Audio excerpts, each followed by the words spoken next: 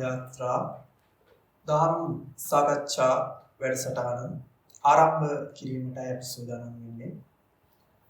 අද දිනේදී අපත් සමග බොහොම හිතානුකම්පාවෙන් යුක්ත මෙහා සම්බන්ධ වෙනවා පූජ්‍යපාද රතුපස් කෙටියේ විමුක්ති රතන ස්වාමීන් වහන්සේව දෙපා නමස්කාර පූර්වක මෙව සාකච්ඡාවට පිළිගන්නවා කියන කාරණාවත් එක්කම අද මෙම සාකච්ඡාව සඳහා සැදැහැති දායකත්වයේ සපයන්නට යෙදෙනවා ප්‍රදීප් ජයසූරිය මහතා සහාය සීලම පවුලේ සීලම දෙනා එකතු වෙලා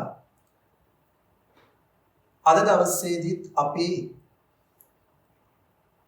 සංයුක්ත නිකායට අදාළව සලායතන සංයුත්තේහි ဒုတိ ය බාහිර නිච්ච සූත්‍රය පිළිබඳව අපත් සමග සම්බන්ධ වෙලා සිටින පූජ්‍යපාද රතුපස් කෙටි විමුක්ති රතන ස්වාමීන් වහන්සේගේ විග්‍රහය බලාපොරොත්තුෙන් තමයි මෙම සාකච්ඡාව ආරම්භ කිරීමට සූදානම් වෙන්නේ.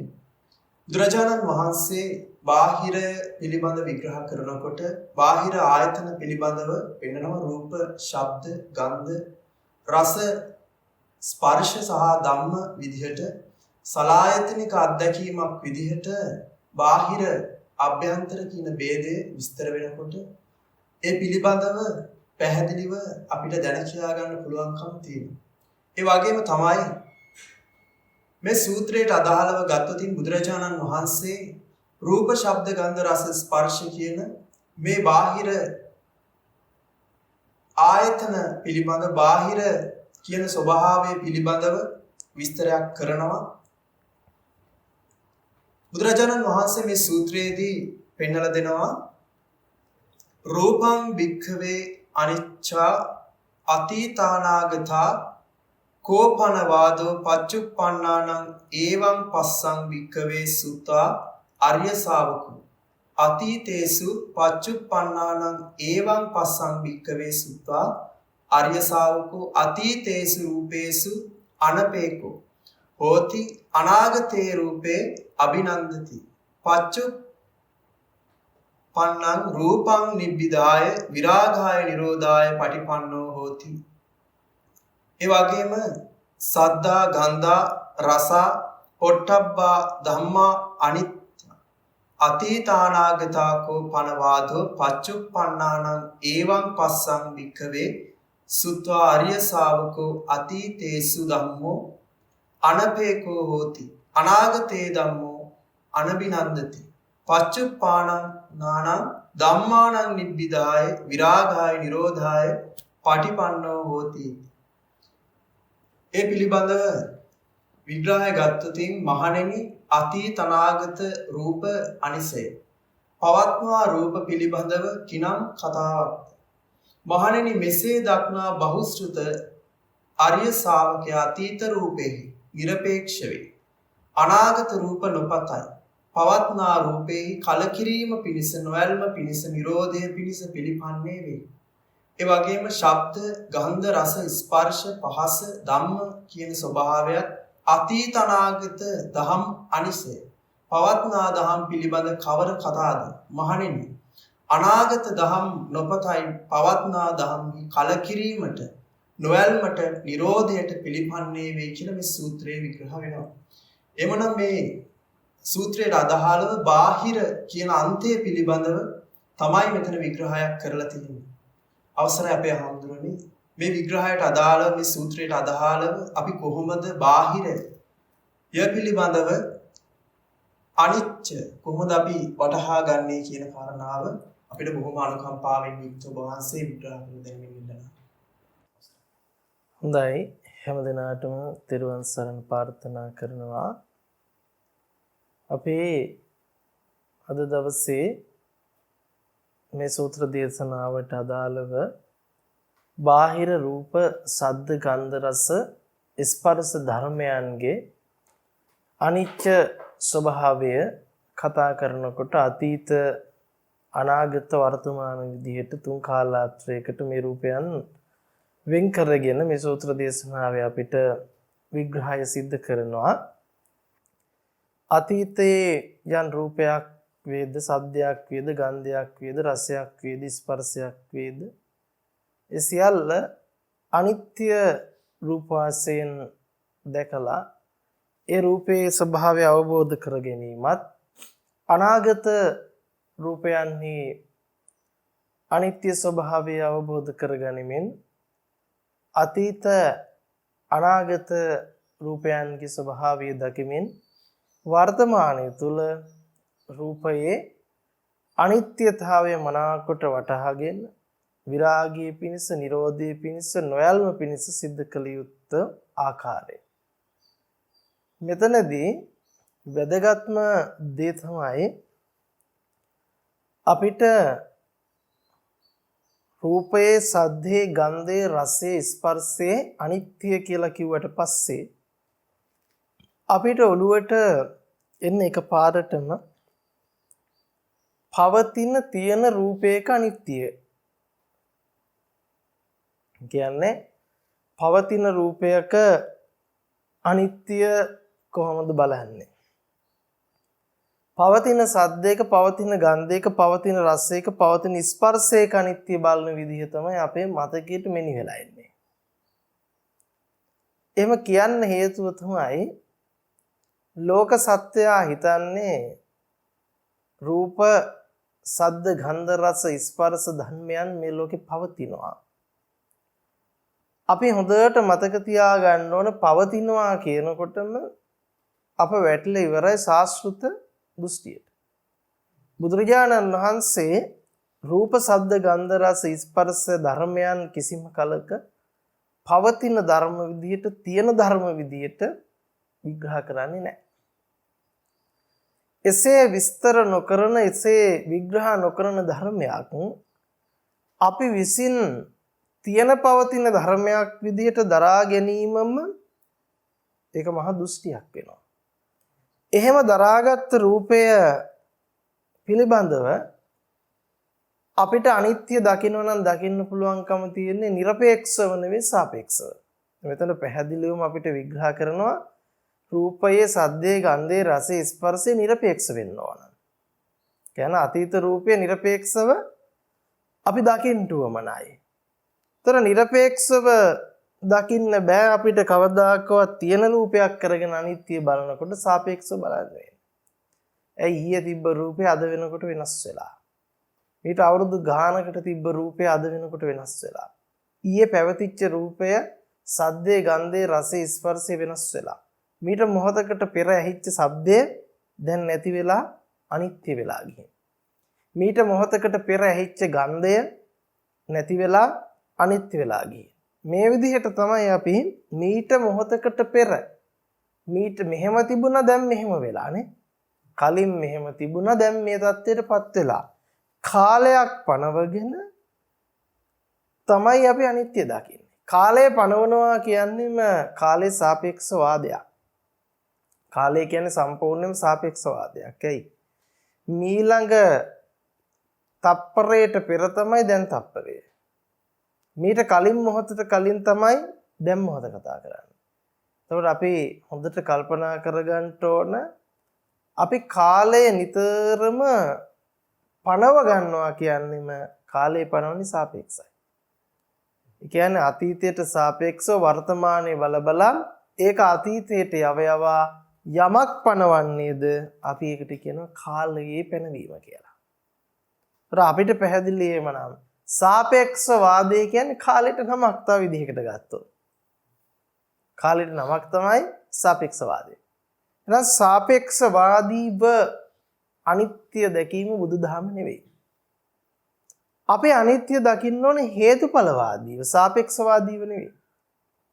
හේතුඵලවාදීව කොහොමද අපි අනිත්‍ය අවබෝධ කරන්නේ?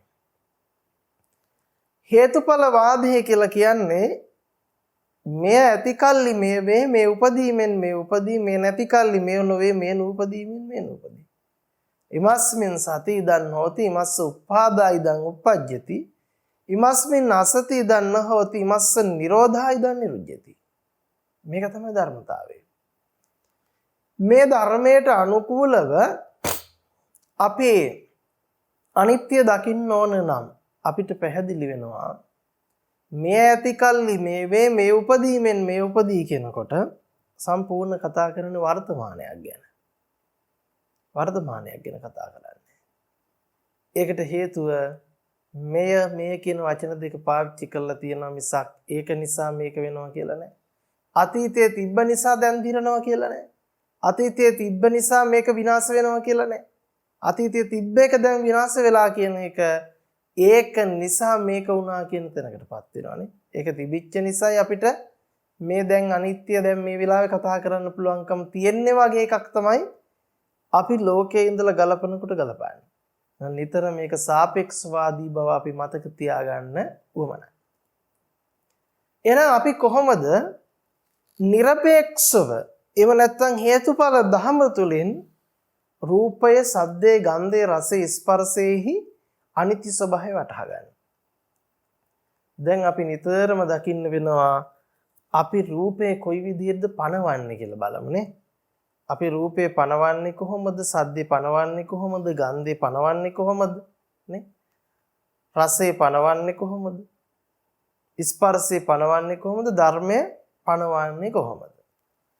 අපිට කිසිම මොහොතක කිසිම කලක චක්කු විඥාණයෙන් තොර අපිට රූප පණවන්න බෑ.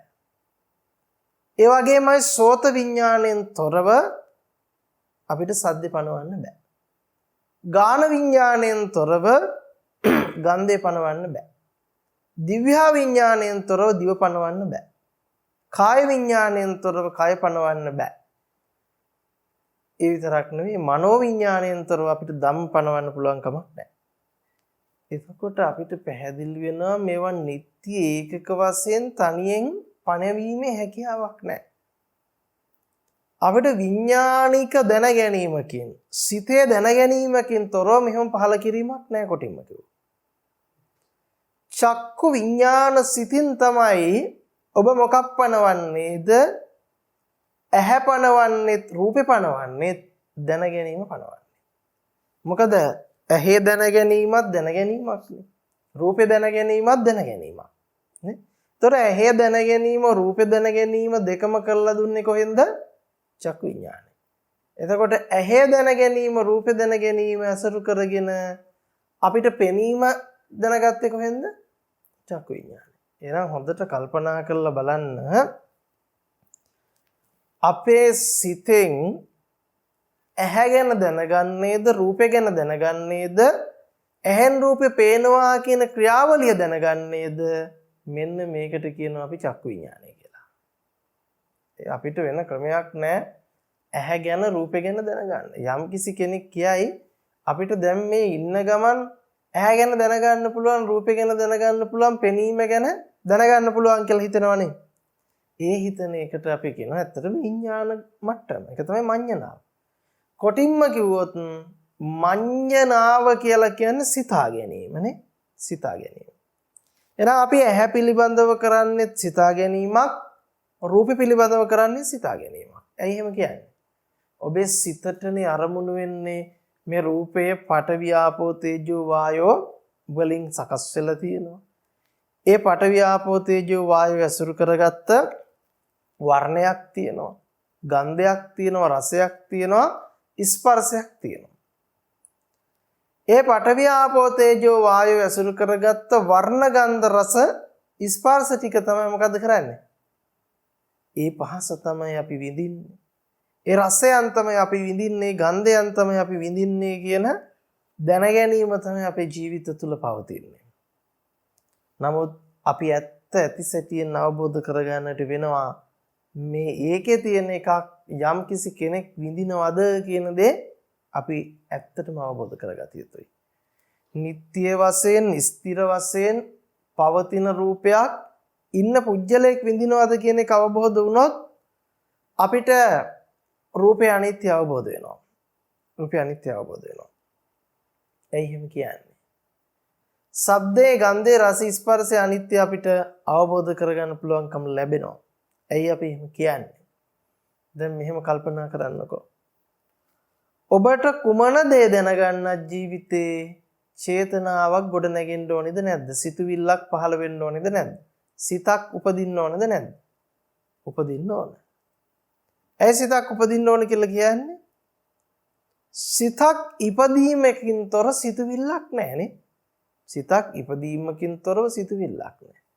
කොටින්ම කියෝ සිතේ පහළ වීමකින් තොර දැනගැනීමක් කිසිසේත්ම සිද්ධ වෙන්නේ නැහැ.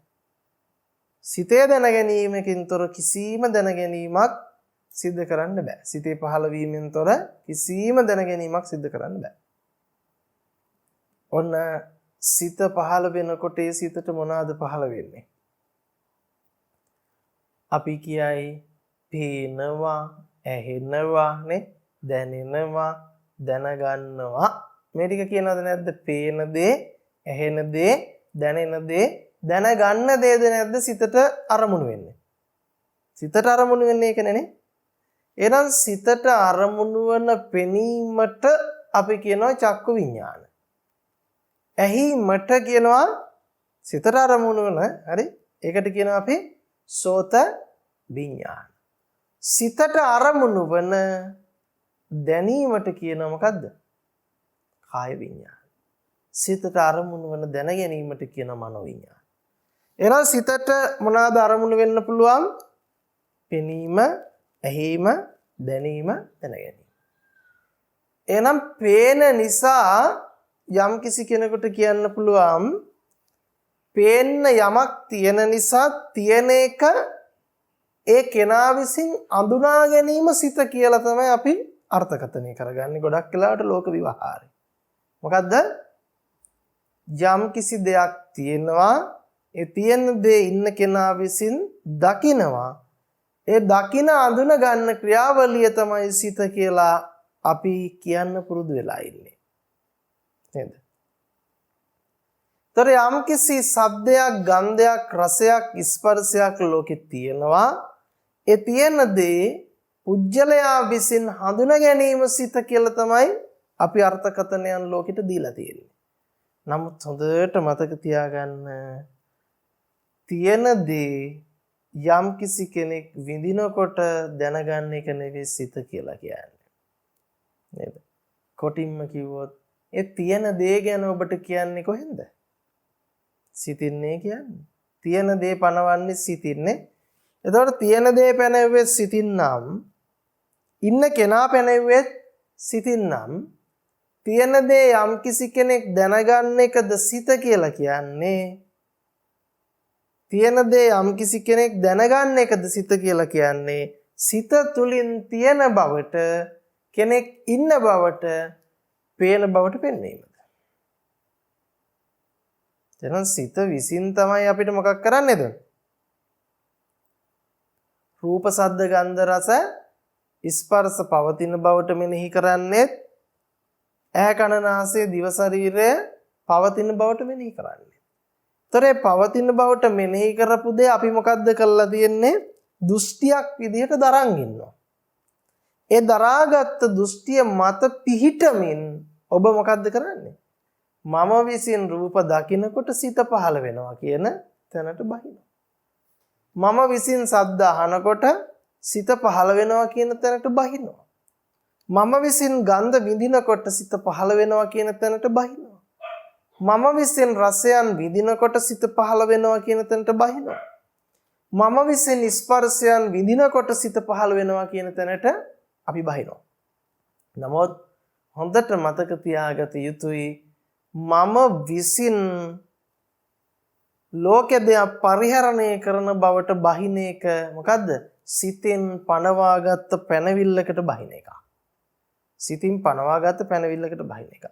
එහෙම නැතුව මේ වෙලාවේ සකස් වෙන සිත නේද? මේ වෙලාවේ සකස් වෙන සිත අතීතෙන් ආවේ නෑනේ. ඒතකොට මේ වෙලාවේ සකස් වෙන සිත මේ වෙලාවේ. ඒ සිත තුලින් තමයි ඔබ මොකද්ද කරන්නේ? දැන ගැනීම සිද්ධ කරන්නේ. එහෙම නැත්නම් පෙනීම සිද්ධ කරන්නේ, ඇහිම සිද්ධ කරන්නේ, දැනීම දැන ගැනීම සිද්ධ කරන්නේ. එතකොට ඒ සිත පහළ වෙනකොටම ඒ සිත පහළ වෙන්න කලින්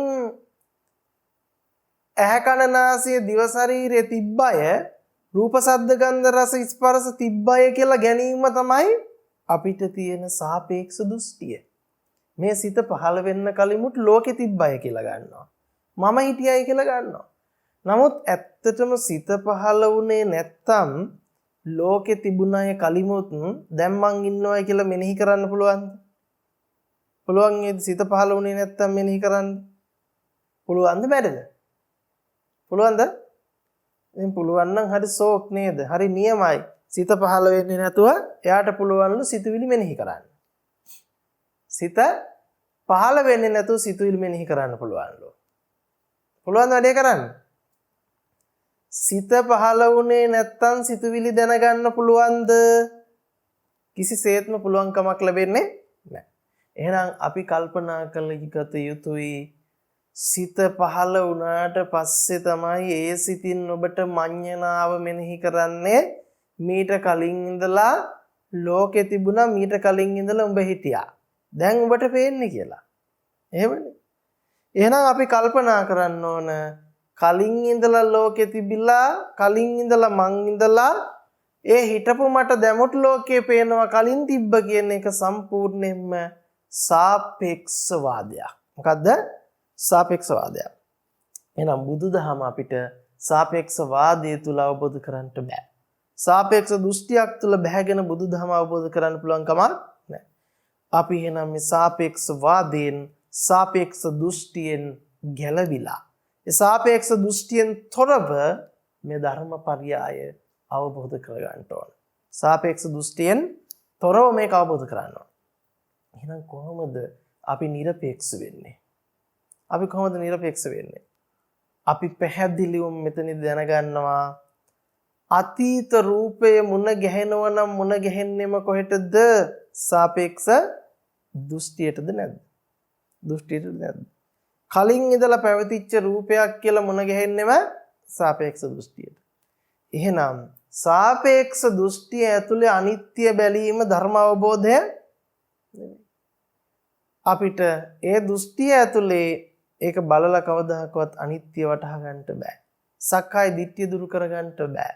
තෘෂ්ණාව දුරු කරන්න පුළුවන් කමක් ලැබෙන්නේ නැහැ.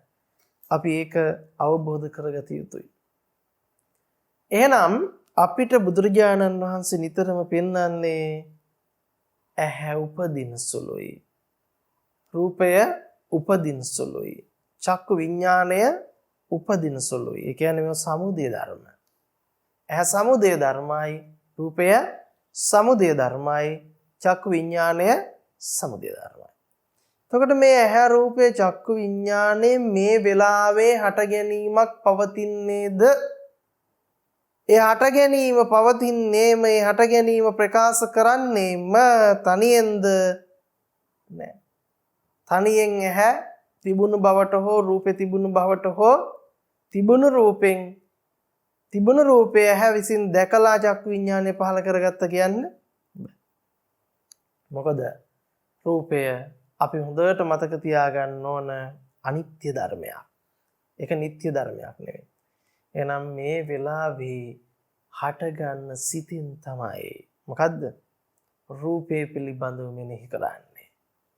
වර්ණ රූප පිළිබඳව, සද්ද රූප පිළිබඳව, ගන්ධ රූප පිළිබඳ, රස රූප පිළිබඳ මෙනෙහි කරන්නේ. මේ වෙලාවේ සකස් වෙන හිතින්. ඒ සිතින් කියනවා මොකද්ද? පේනවා, ඇහෙනවා, දැනෙනවා, දැනගන්නවා. එතකොට ඒ සිතෙන් පහළ වෙන පෙනීම කියන දැන ගැනීමට අපි චක්කු විඥාන කියනවා.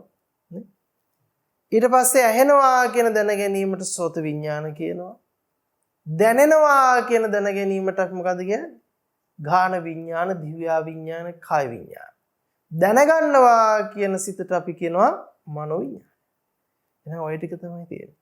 එහෙනම් සිත මේ වෙලාවේ උපදින ධර්මයක්. කොහොමද උපදින්නේ? කවුද හදලා දෙන්නේ? සිත කොහොමද උපදින්නේ කියලා දැන් මේ කවුද තර්ක කරන්න හදන්නේ? සිත මං කරගත්ත කෙනාද නැද්ද? දැන් සිත උපදින විදිය හොයන්න යන්නේ කවුද? සිත මං කරගත්ත කෙනා. සිත මං කරගත්ත කෙනා. එහෙනම් සිත ඇති කල්හිම තමයි මොකද්ද? ඔබට ලෝකෙ ගැන කතා කරන්න පුළුවන්කම ලැබෙන්නේ. ඒ කියන්නේ සිත ඉපදුනේ නැත්නම් ඔබට පෙනීම, ඇහිීම, දැනීම, දැන ගැනීම ගැන කතා කරන්න බෑ.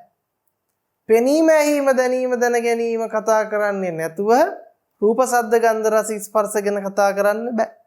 එහෙනම් රූප, ශබ්ද, ගන්ධ, රස, ස්පර්ශ නිට්ටියව, ස්ථිරව, ඒකක වශයෙන් වෙන් කරන්න පුළුවන්ද? සිතේ පහළ වීම තුලින් දැනගන්න, පෙනීම, ඇහිීම, දැනීම, දැන ගැනීම ඇති කල්හිම පණවන්න පුළුවන්. ඔන්න අපිට පැහැදිලි ඒකක්වත් නිට්ටියව ස්ථිරව ප්‍රකාශ කරන්න බෑ. පෙනීම ඇති කල්හිමයි රූපේ කතා කරන්නේ. ඇහිීම කියන සිත ඇති කල්හිමයි මොකද්ද කරන්නේ? සද්දේ කතා කරන්නේ. දැනීම කියන සිතුවිල්ල දැනගත්ත කල්හිම තමයි මොකද කරන්නේ? ගන්ධ ගැන, රස ගැන, ස්පර්ශ ගැන කතා කරන්නට පුළුවන්කම ලැබෙන්නේ. ඔන්න අපිට හිමනම් මෙතනදී මනාකොට යම් ධර්ම කාරණාවක් පැහැදිලි වෙනවා. මොකද්ද අපිට පැහැදිලි වෙන ධර්ම කාරණාව? අපිට පැහැදිලි වෙන ධර්ම කාරණාව මොකද්ද? හොඳට හිතලා බලන්න. අපිට දැන් මෙතනදී පැහැදිලි වෙනවා මේ සිත කියන ධර්මතාවය අනිත්‍ය විච්ච තැනක. ඒ සිත කියන්නේ අනිත්‍ය කියලා කියන්නේ. සිත මොකද්ද? මේ වෙලාවේ ඇති වෙලා නැති වෙන හින්දාද? සිත දන්නවද මේ වෙලාවේ ඇති වුණා කියලා? සිත දන්නවද? සිත දන්නවද ඇති වුණා කියලා? සිත දන්නවද නැද්ද? සිතද දන්නේ පුජ්‍යලයාද? කල්පනා කරලා බලන්න. සිත නෙවෙයි ඇත්තටම මේ වෙලාවේ මේ දැනගත්තා කියලා කියන්නේ පුජ්‍යල භාවය. ඒක තමයි අපිට කියන්නේ ආත්මීය දෘෂ්ටිය කියලා. ඒ දෘෂ්ටිය තමයි ඔබට කියන්නේ දැනගත්තා කියලා. ඒ දෘෂ්ටිය ගෙනාලා දෙනවා මොකද්ද? දැනගත්තා. කවුද දැනගත්තේ? මම දැනගත්තේ. හැබැයි දැනගන්නවා කියනකොට මේක ඉවරද නැද්ද එතනම? දැන් මේ සිතක් පවතිනවද? සකස් වීම තුලම සිත මොකක් වෙලා ඉවරද? සකස් වෙනකොටම සිතට මොනවා වෙලාද? සිත නැති වෙලා. හැබැයි මේ සිත නැති වෙලා කොහෙටද ගියේ? සිත නැති වෙලා කොහෙටද ගියේ? සිත නැති වෙලා ගියේ කොහෙටද කියලා හොයලා බැලුවොත් ගිය තැනක් නැහැ. අතීතයට ගියාද නැහැ. අනාගතයට දුවගෙන ගියාද හිත? මේ දැන් ඇතිවිච්ච හිත නෑ. අතීතයට ගියෙත් නෑ, අනාගතයට ගියෙත් නෑ. එහෙනම් අතීතේ ඉඳලා ආවෙත් නෑ, අනාගතේ ඉඳලා ආවෙත් නෑ. ආපු තැනත් කිසිසේත්ම පැනවිය නොහැකි. ආපු තැනක් පැනවිය නොහැකි නම් ගිය තැනක් පැනවිය නොහැකි නම් ඒක ඇත්තටම ස්ථිරව නිට්ටියව ආවාමයි කියලා කියන්න බෑ යම් තැනකින්නේ. ගියාමයි යම් තැනකට කියලා කියන්න බෑ. එහෙනම් ආපු දෙයක් නොවේ නම් ගිය දෙයක් නොවේ නම් තිබුණු බවට ගන්න බෑ ඊයේ. ආපු දෙයක් නොවේ නම් ගිය දෙයක් නොවේ නම් තිබුණු බවට ගන්න බැරියයි. ඇයි තිබුණු බවට ගන්න බැරි? තිබුණා නම් ආපු දෙයක් වෙන්න ඕනේ නේ. ආපු දෙයක් යමක් වෙන්න එපා තිබුණා නම්. තිබුණා නම් මේක ගිය යමක් දෙයක් වෙන්න එපා. ගිය තැන පෙන්වන්න පුළුවන් වෙන්න එපා. එහෙනම් හරියට මොකද්ද? ඔබට පේනවා ඇහෙන් රූප කියලා මෙනෙහි කරන තැනම කවුද ඉන්නේ? සිත. ඒ මෙනෙහි කිරීමමද නැද්ද සිත වෙලා තියෙන්නේ? ඇහෙනවා කනෙන් ශබ්ද අහවල් එක කියලා මෙනෙහි කරන එකමද නැද්ද සිත වෙලා තියෙන්නේ? එහෙනම් ඇත්තටම ගත්තොත් මඤ්ඤණාවමයි සිත වෙලා තියෙන්නේ. සිතමයි මඤ්ඤණාව වෙලා තියෙන්නේ. එහෙනම් මඤ්ඤණාව කියලා කියන්නේ මොකද? ඇත්තකටද බොරුවකටද? මඤ්ඤණාව කියලා කියන්නේ මොකකටද? ඇත්තකටද බොරුවකටද? බොරුවකට. එහෙනම් ඔන්න අපි කල්පනා කරලා බලනවා මේ වෙලාවේ සකස් වෙච්ච හිතක් මුණ ගැහේ නම් විඥානයක් මුණ ගැහේ නම් ඒ මුණ ගැහෙන්නේ පුජ්‍යල භාවයට මිසක පුජ්‍යලයකට නොවේ. දැන් මේ වෙලාවේ සිත පහළ වුණා කියනකොටම ඇත්තරම දැනෙන්නෙම මොකක් වෙලාද? මම මගේය මම දැනගත්තේ කියන සාපේක්ෂ දෘෂ්ටිය තමයි ලෝකේ දෘෂ්ටිය. තේරුණාද? මම ලෝකේ තියෙන රූපේ දැනගත්තා කියන එක මේක නැති කරන්න බෑ අපිට. ඒ දෘෂ්ටිය මේක දෘෂ්ටියක් නේ. දෘෂ්ටියක් නිසා මේක ආපු දෙයක් හෝ යන දෙයක්වත් ආපු තැනක් තියෙන දෙයක්වත් ගිය තැනක් තියෙන දෙයක්වත් නෙවෙයි මේක දෘෂ්ටියක් නිසා. ඒ දෘෂ්ටියේ ස්වභාවය අපිට මොකක් කරන එකද? මඤ්ඤණාව හදලා දෙන එකනේ. දෘෂ්ටියේ ස්වභාවය තමයි මඤ්ඤණාව හදලා දෙන එක. පෙනුණා මොකද්ද පෙනුනේ? අසවල් දේ කාටද පෙනුනේ? මට පෙනුනේ. එහෙනම් ඔන්න අපිට පැහැදිලි රූප සද්ද ගන්ධ රස ස්පර්ශයන් කියලා කියන්නේ එහෙමනම් මොකද්ද? රූප සද්ද ගන්ධ රස ස්පර්ශයන් කියලා කියන්නේ සිත ඇති කල්හිම දැනගත්තා වූ මඤ්ඤණාව.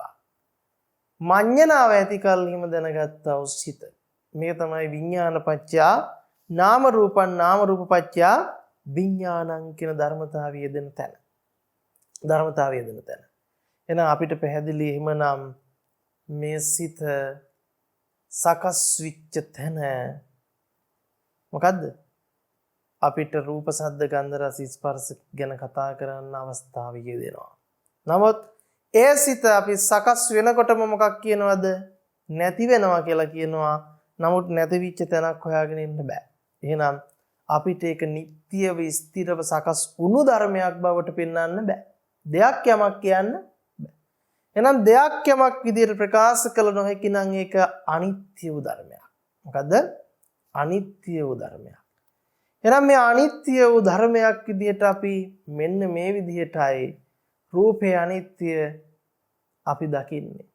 ශබ්දේ අනිත්‍ය අපි දකින්නේ. ගන්ධේ අනිත්‍ය අපි දකින්නේ. රසයේ අනිත්‍ය අපි දකින්නේ. ස්පර්ශයේ අනිත්‍ය අපි දකින්නේ. දිව්‍ය විඥාණයෙන් කියන දැන් මම රසය දැනගත්තා.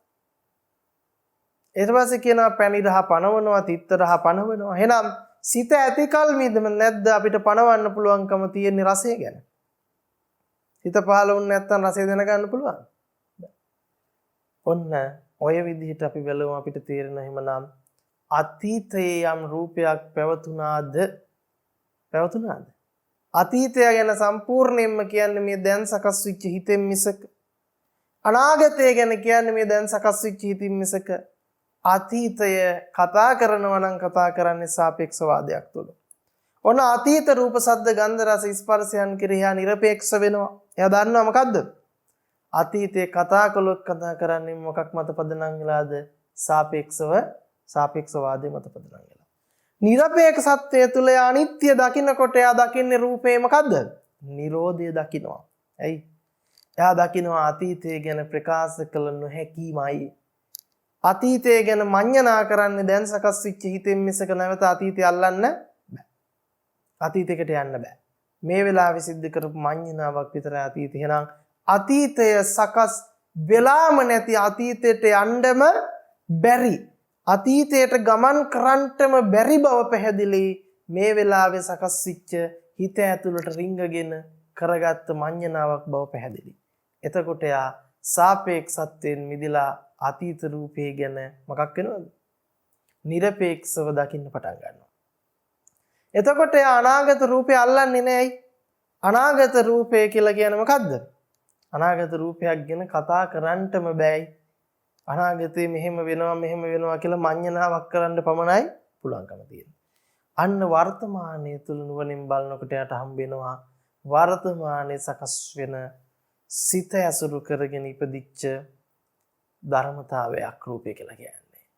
ඒ සිත අනිත්‍යයි නම් ස්ථිර නැත්තම් යමක් දෙයක් නෙවෙයි නම් කිසිම කලක රූපේ යමක් දෙයක් විදිහට ප්‍රකාශ කළ නොහැකි අනිත්‍ය වූ ධර්මයක් බව අවබෝධයටපත් වෙනවා. ඉතින් මෙන්න මේ විදිහට තමයි අපිට අතීත රූපයත් අනාගත රූපයත් වර්තමාන රූපයත් අනිත්‍ය වශයෙන් අවබෝධ කරගන්නට පුළුවන්කම ලැබෙන්නේ. මම දැන් බොහොම විස්තරාත්මක විග්‍රහයක් මහන්සේ සිදු කරන්නට යෙදුණා. බාහිර අනිච්ච පිළිබඳව බාහිර ආධ්‍යාත්මිකව ලබන්නා වූ ආධ්‍යාත්මික ආයතන ලබන්නා වූ ඒ බාහිර පිළිබඳව තමයි අපි අනිත්‍ය මෙනෙහි කිරීම අනිත්‍ය අවබෝධ කිරීම කියන කාරණාව මහන්සේ විග්‍රහ කරේ. ඒ වගේම ස්වාමීන් වහන්සේ ද්විතීය බාහිර දුක්ඛ සූත්‍රයට අදාළව මේ වගේට අදාළවම තියෙන සූත්‍රයක් තමයි බාහිර දුක අපි අවබෝධ කරන්නේ කොහොමද? මේ මොකක්ද දුක කියලා කියන්නේ? මොකක්ද අපිට බාහිරේ තියෙන දුක ගෙන දෙන දේ වස්තුවක් මේක යම්කිසි පුද්ගලයෙක්ද අපිට දුක ගෙනෙන්නේ කියන තැනට අපි යම්කිසි අවබෝධයකටපත් විය යුතුයි. ඒ වගේම මේ සූත්‍රයේදී විග්‍රහ කරන බුදුරජාණන් වහන්සේ රූපා භික්ඛවේ දුක්ඛා අතීතානාගතා කෝපනවාදෝ පච්චුප්පන්නානං ඒවං පස්සං භික්ඛවේ සුත්තා ආර්ය ශාවකෝ අතීතේසු රූපේසු අනපේකෝ හෝති අනාගතේ රූපේ නාබිනන්දති පච්චුප්පන්නානං රූපං නිබ්බිදාය විරාගාය නිරෝධාය පටිපන්නෝ හෝති. ඒ වගේම ශබ්ද ගන්ධ රස ස්පර්ශ ධම්ම දුක්ඛ අතීතානාගතා කෝපනවාදෝ පච්චුප්පන්නානං ඒවං පස්සං භික්ඛවේ සුත්තා ආර්ය ශාවකෝ අතීතේසු ධම්මේසු අනපේකෝ හෝති අනාගතෝ ධම්මෝ අභිනන්දති පච්චුප්පන්නානං ධම්මෝ නිබ්බිදාය විරාගාය නිරෝධාය පටිපන්නෝ හෝති. මොනම් මේ නිරෝධය සාක්ෂාත් කිරීම උදෙසා කොහොමද අපි බාහිර දුක අවබෝධ කරගන්නේ කියන තැනදී මේ රූප ශබ්ද ගන්ධ රස ස්පර්ශ කියන ධර්මයන් කොහොමද ස්වාමීන් වහන්සේ පුද්ගලයෙක් විදියට දුක ගෙනල්ලා දෙන්නේ? එහෙම නැත්නම් පුද්ගලයෙකුට මේ දුක දැනෙන්නේ කියන තැනින් අපි පොඩ්ඩක් ප්‍රශ්නයක් විදියට යොමු කරොත් ඒ පිළිබඳව විග්‍රහයක් වහන්සේගෙන් බලාපොරොත්තු වෙනවා. ඔව් අපි පැහැදිලිවම අපිට ලෝකයා ඉන්න දෘෂ්ටිය මෙතනින්ම මේ දුක ගැන කතා කරනකොට විශේෂයෙන් අවබෝධ කරන්න පුළුවන්කම තියෙනවා. බාහිර දුක ගැන කතා කරනකොට. එතකොට ඇත්තටම අපි බලන්න ඕන දුක ගෙනල්ලා දෙන්නේ අපිට බාහිර තියෙන රූපයෙන්ද? දුක ගෙනල්ලා දෙන්නේ බාහිර තියෙන ශබ්දයෙන්ද? දුක ගෙනල්ලා දෙන්නේ බාහිර තියෙන ගන්ධයෙන්ද? දුක ගෙනල්ලා දෙන්නේ බාහිර තියෙන රසයෙන්ද? දුක ගෙනල්ලා දෙන්නේ බාහිර තියෙන ස්පර්ශයෙන්ද? අපිට පැහැදිලිවම තේරෙනවා එතකොට කවදාකවත් මේ රූප ශබ්ද ගන්ධ රස ස්පර්ශ තුල දුක පැවතිලා ඒ පවතින දුක අපිට ලැබෙනව නෙවෙයි කියන එක. රූප ශබ්ද ගන්ධ රස ස්පර්ශ පවතිනවා ඒ පවතින දෙයකින් දුක එනවා කියන එක නෙවෙයි. එතකොට අපි කොහොමද අනිත්‍ය නම් ඔන්න ලෝක සම්මත ඉඳගෙන අවිද්‍යාසහගත ලෝකයා දකි ගහක් මොකද්ද? ගහක් දිහා බලලා මේ ගහ කැඩිලා කුඩු වෙලා විනාශ වෙලා පොළොවට පස් වෙලා යනවා අනිත්‍යයි කියලා. එතකොට එයා කොහොමද මේ ගහ දුක් වශයෙන් දකින්නේ? එතකොට ගහ තුල ආත්මයක් ඉන්නවද දුක් වෙන්න? දැන් කළු ගලක් කුඩු වෙලා බිඳිලා පොළොවට පස් වෙලා යනවා කියලා අනිත්‍ය දකි. ඊට පස්සේ කියන්නේ අනිත්‍ය වෙන හැමදේම දුකයි කියලා. අනිත්‍ය නිසා දුක පැනවෙනවා කියලා. එතකොට දැන් මහ කැලේක තියෙන ගහක් කැඩිලා කුඩු වෙලා බිඳිලා වෙනසිලා ගියා කියලා අපිට දුක එනවද?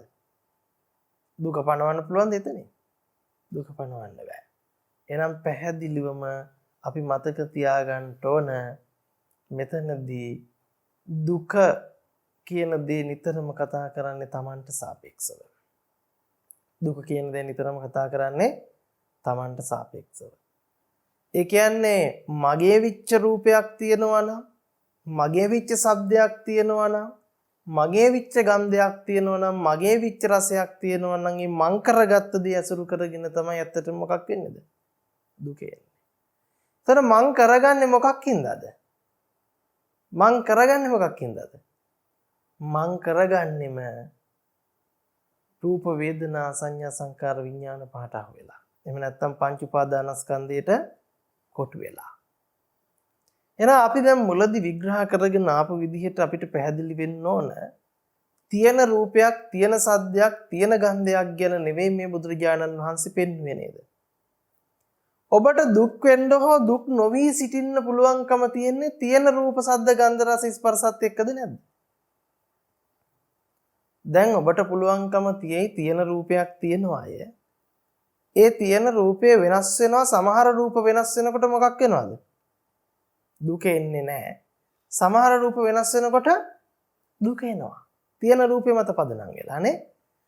නමුත් බුදුරජාණන් වහන්සේ රූපය අනිත්‍යයි කියලා කිව්වා නම්, රූපය දුකයි කියලා කිව්වා නම් ඒ දුක් වෙන්නේ එක සමහරක්ටද? සමහර වෙලාවට දුකෙන්ද, සමහර වෙලාවට දුක නොවීන්ටත් තියෙන රූපයක් ගැනද කියන්නේ? නෑ, බුදුරජාණන් වහන්සේ රූපය දුකයි කියලා පැනෙවුවා නම් රූපය දුකම තමයි ඈ.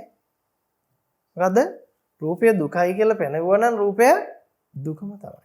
දැන් අපිට තියෙන රූප මන් දකින්නවා කියන දෘෂ්ටිය තුල හිටියම දුක රූපයි සැප රූපයි කියලා දෙකක් හම්බ වෙනවද නැද්ද?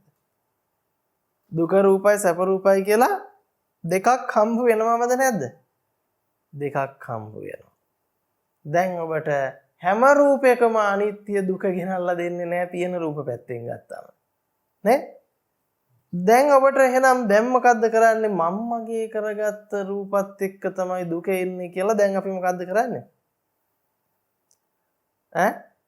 මම්මගේ කරගන්න එක නතර කරන්න හදනවා කොහොමද?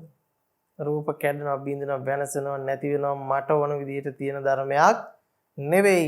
ඒ නිසා මොකද්ද? මං ඒකට මගේ කරගන්න හැදුවට වැඩක් නැහැ කියලා මොකක් කරන්න යනවද?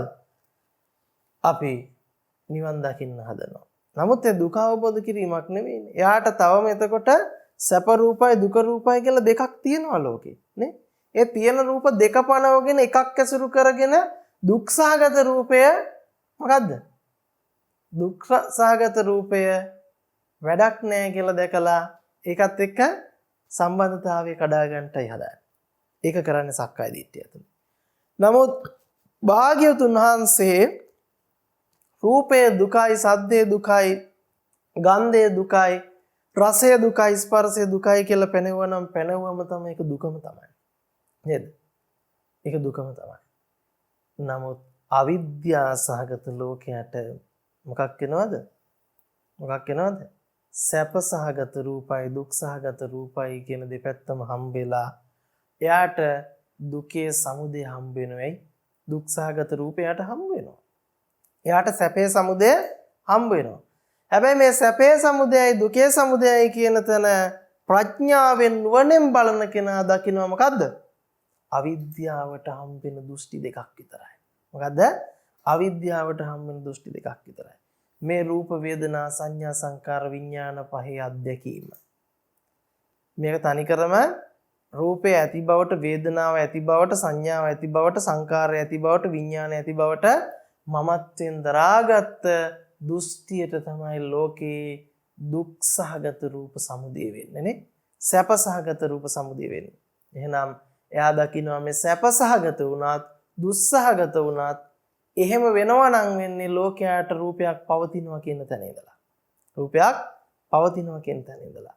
ඒක සාපේක්ෂව මයින් මිම්මක් බව දැකලා මේ රූපය කියන එක අතීතෙන් ආපු නැති නේ, අනාගතයට යන්නේ නැති, වර්තමානයේ නිට්ටියව සකස් විච්ඡ ධර්මයක් බවට ප්‍රකාශ කළ නොහැකි නිරෝධ ධර්මයක් බව ප්‍රත්‍යක්ෂ වෙනකොට යා දුකටයි සමුදයටයි කොටු වෙන්නේ නැහැ. මොකක් වෙනවද?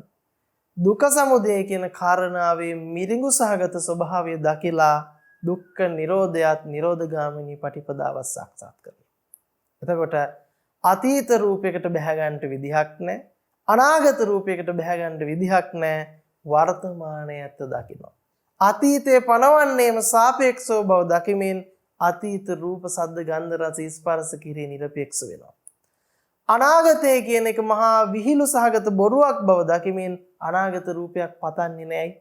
එයා අනාගත රූපයක් පතන්න බැරි බව දන්නවා. මේ මෝඩකමක් ඇතුලේ නිට්ටිය නොවන විඥා සහගත හේතුඵල රටාවකින් පෙන්වන බොරුවක් ඇතුලේ කෙසේනම් අනාගත රූපයක් ඔහු පතන්නේ.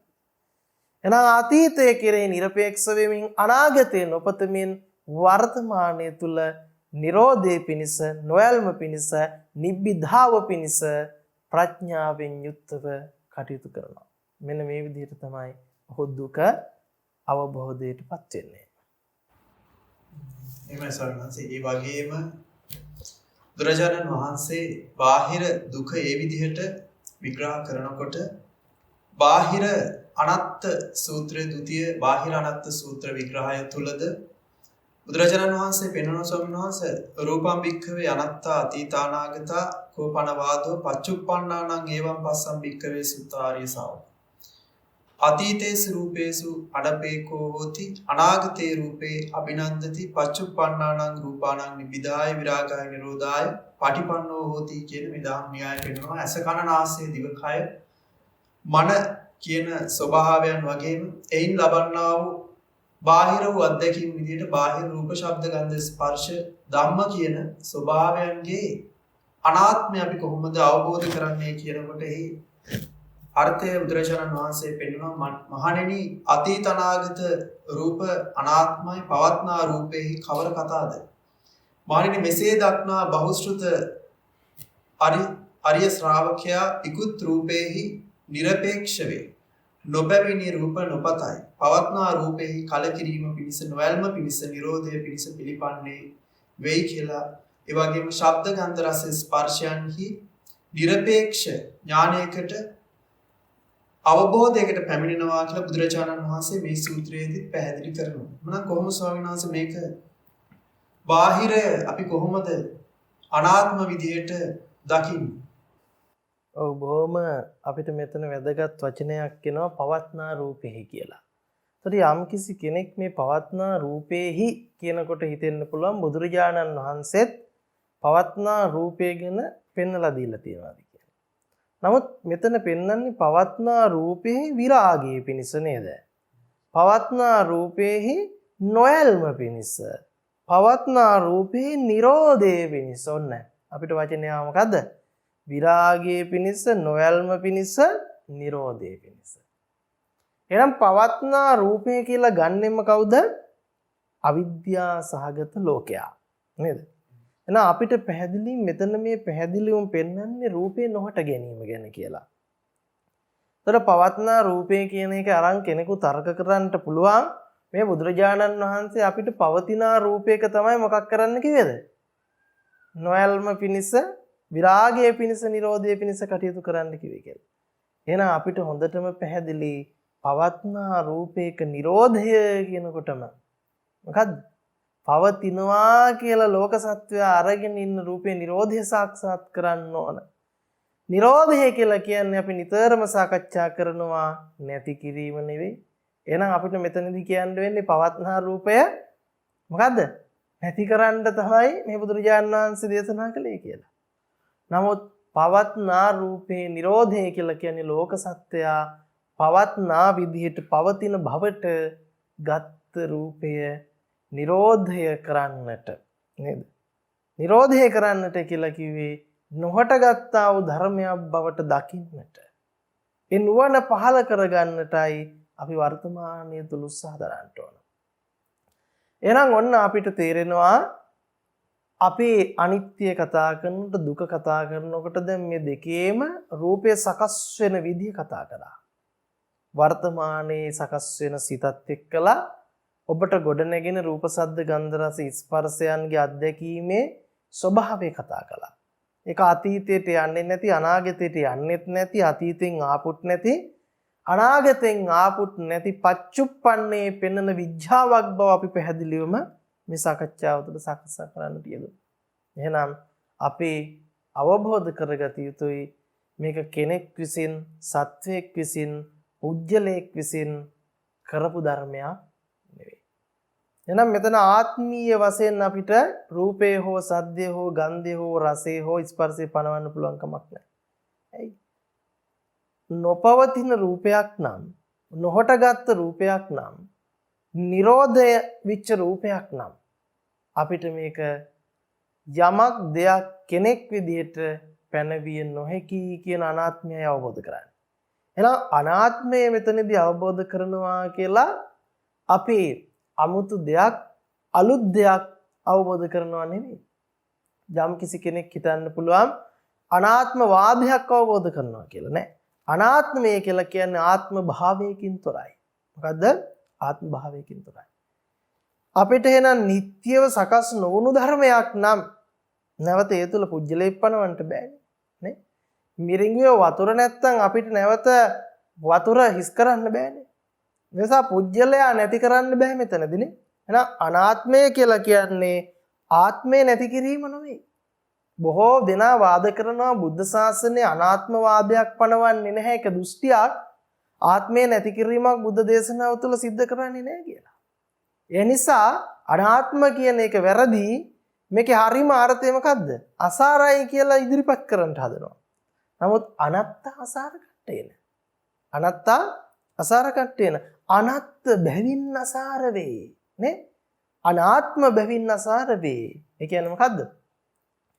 ආත්මයක් තිබුණා හෝ නැතෑ කියලා කියන්න පුළුවන්කම තියෙන්නේ මොකද්ද?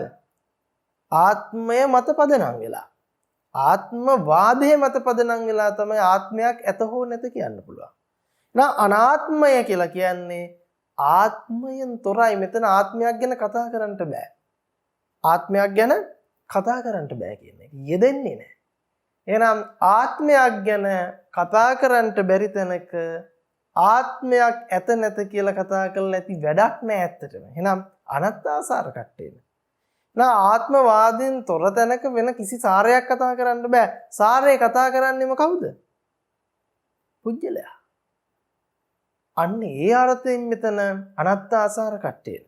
අපි එහෙමනම් තේරුම් ගන්නවා රූපය සකස් වෙලාම නැත්තම් සකස් වෙච්ච බවට පෙන්නනවා නේ. මොහොතේවත් යම්කිසි කෙනෙක්වොත් මිරිඟුවේ වතුර පැණි රහයි. මිරිඟුවේ වතුර ලුණු රහයි. මිරිඟුවේ වතුර අර රහයි මෙහෙ රහයි කිව්වොත් එයා මොන වගේ කෙනෙක්ද? එයා තනිකර මෝඩයෙක්. ඇයි? මෝඩයෙක් කියලා කියන්නේ. ඉතින් මිරිඟුවේ වතුර නැති තැනක වතුරට අර්ථකථන දෙන්න බෑනේ නේ. අන්න ඒ වගේ රූපය සකස් වෙලාම නැති තැනකට කොහොමද රූපේට ආත්මයක් ඇත නැත කියලා පනවන්නේ නේ? කොහොමද සද්දේට ආත්මයක් ඇත නැත කියලා පනවන්නේ? සද්දේ ආත්මයක් ඇත නැත, ගන්ධේ ආත්මයක් ඇත නැත කියලා පනවන්න බෑ. එහෙනම් පැනවිය නොහැකිනේ. ආත්මීය දෘෂ්ටියක් පැනවිය නොහැකි නිසා අනාත්මයි කියලා කියනවා. එහෙනම් මෙන්න මේ විදිහට අපි රූප, සද්ද, ගන්ධ, රස, ස්පර්ශ ධර්මයන්ගේ අනාත්මය අවබෝධ කරගත යුතුයි. මම හිතන්නේ බොහොමත්ම පැහැදිලි වෙන්න ඇති.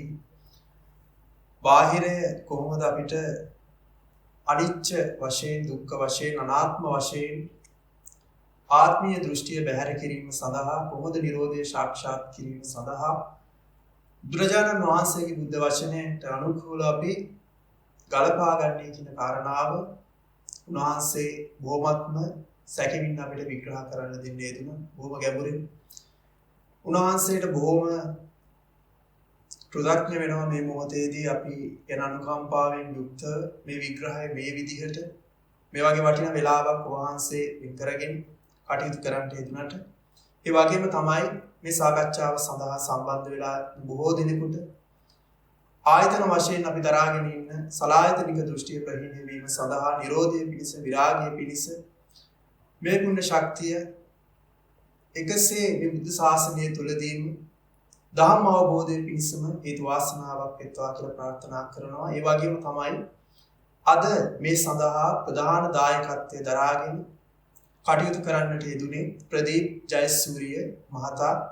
එතුමාගේ මුඛ්‍ය නිමිත්ත වශයෙන් පෙන්නනවා මියගිය PDA ක්‍රිෂාන්ත මහතාට ඥානමෝදනාවක් විදිහට මේ ධර්ම දාණයෙන් ලැබෙනා වූ ඒ පුණ්‍ය ශක්තිය අනුමෝදන් කරමින් අනුමෝදන්ම වෙත්වා. එතුමා යම් කිසි අභවගාමී උප්පත්තියක් ලබලා සිටිනවා නම් ධම්ම අවබෝධය සඳහා නොහැකි ස්ථානයක උප්පත්තිය ලබලා සිටිනවා නම් එතුමන්ට මේ පුණ්‍ය ශක්තිය දැක බලා සතුටු වෙත්වා කියන කාරණාවත් එක්ක මේ පුණ්‍ය ශක්තිය අනුමෝදන් වෙත්වා අනුමෝදන් කරමින් ඒ වගේම වර්ණයෙන් සැපයෙන් බලයෙන් ප්‍රඥාවෙන් වඩා වර්ධනය වෙත්වා මේ බුද්ධ ශාසනය තුලදී උතුම් චතුරාර්ය සත්‍ය අවබෝධ වෙත්වා කියලා ප්‍රාර්ථනා කරනවා. ඒ වගේම තමයි එතුමන්ගේ සතර වර්ගයේ සියලුම ඥාති කොටාසයන් විදිහට මව්පියා වශයෙන් දූ දරු හිත මිත්‍රාදීන් වශයෙන් අසල්වාසීන් වශයෙන් මේ පරලොව ගිහිල්ලා යම් තාක් පිරිසක් බලාපොරොත්තු වෙමින් සිටිනවා නම් මේ පුණ්‍ය ශක්තිය අනුමෝදන් වෙත්වා. අනුමෝදනාවෙන් යුක්තව බුද්ධ ශාසනය නිවා වන්නට මත්තෙන් උතුම් සෝතාපන්න සකදාගාමි අනාගාමි අරිහත් කියනා උතුම් මඟ ඵල පූර්ණයෙන් නිවි සැනසීම උදෙසා මේ පුණ්‍ය ශක්තිය උපකාරයක් බවට පත් වෙත්වා කියලා ප්‍රාර්ථනා කරනවා. ඒ වගේම තමයි අප ගැන අනුකම්පාවෙන් යුක්තව අද දවසේදී වැඩම අවදාළ අතිපූජනීය රතුපස් කෙටි මුක්තිරතන ස්වාමීන් වහන්සේට තව තවත් මෙවැනි වූ ගැඹුරු දහම් පරයායන් අවිද්‍යා අන්ධකාරයෙන් දහම් පිපාසයෙන් සිටින බොහෝ පිරිසකගේ මේ දහම් මැස විවර කර ගැනීම සඳහාම තව තවත් ධර්ම ඥානය පහළ කර ගැනීම සඳහාම මේ පුණ්‍ය ශක්තිය උන්වහන්සේට හේතු වාසනාවක් වෙත්වා. උපකාරක ධර්මයක්ම වෙත්වා. අද දවසේදී මේ හා සම්බන්ධ වුණේ සියලුම දෙනාට මේ පුණ්‍ය ශක්තිය හේතු කොටගෙන යම් කිසි රෝගාබාධයක් කායික මානසික පීඩාවක් වේ නම් සුවපත් භාවයේ පිණිසමත් ගුණ ශක්තියක් විදියට අනුමෝදනා වෙන්න මේ බුද්ධ ශාසනය තුලදී මුතුන් නිවනින් නිවී සැනසීම උදෙසා මේ ගුණ ශක්තිය හේතු වාසනාවක් වෙත්වා සියලුම දෙනාට තෙරුවන් සරණ ප්‍රාර්ථනා කරනවා යහපතක්